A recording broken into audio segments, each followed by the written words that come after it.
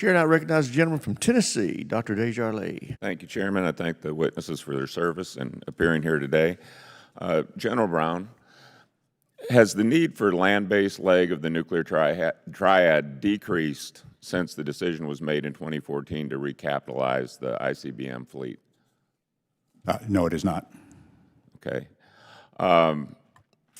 Since that time, China has undertaken what multiple STRATCOM commanders have described as a breathtaking expansion of their nuclear arsenal, including a massive investment in silo-based ICBMs. Do you think that that strengthens the case for modernizing our ICBM fleet?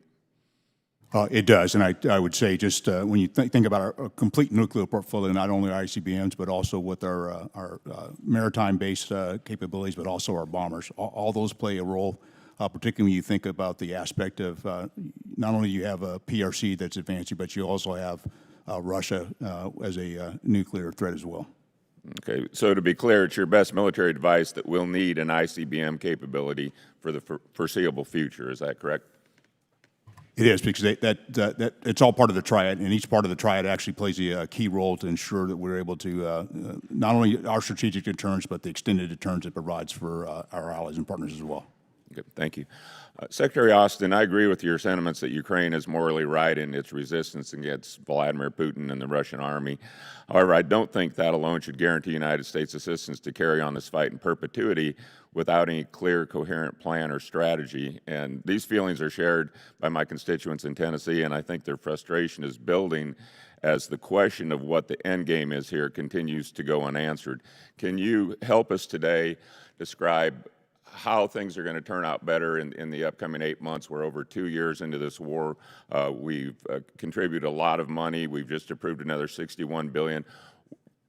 How do you see this playing out over the next 6 or 8 months? Yeah, thank you, sir, and thanks for your support with the supplemental. We've been clear from the very beginning that what we want to see is a democratic, independent, and sovereign Ukraine that has the means to defend itself and deter aggression going forward. Now, there are some things in the immediate term that I believe that Ukraine needs to be able to do. One is to maintain access to the Black Sea because, as you've seen here recently, they have managed to continue to export grain, using the Black Sea corridor. They also have to defend in the north and east, where we see Russia mounting increased small attacks and probably maybe are looking to mount a larger attack in the north and east. That's their industrial base, so they have to support that. And then the third thing I think they need to do is to place additional pressure on Crimea. As you know, Russia is using Crimea as kind of a transit zone to push up supplies and personnel in support of their efforts in southern Ukraine and eastern Ukraine. So again, our overall goal is to make sure that Ukraine, at the end of the day, remains a democratic, independent, and sovereign state that can defend itself.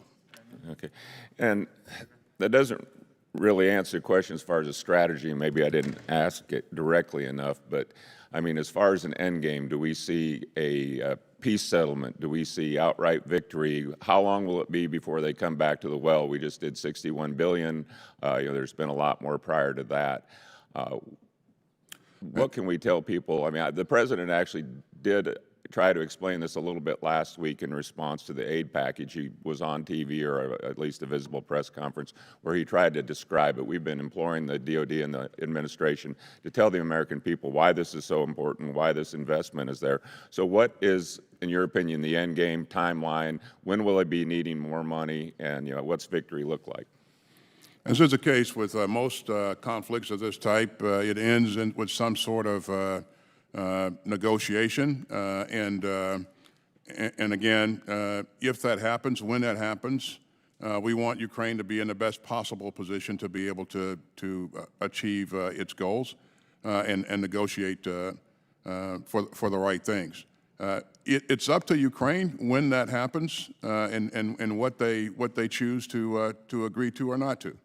Our goal is to make sure that they have the security assistance to be able to continue their fight to protect their sovereign territory. Gentleman's time's expired.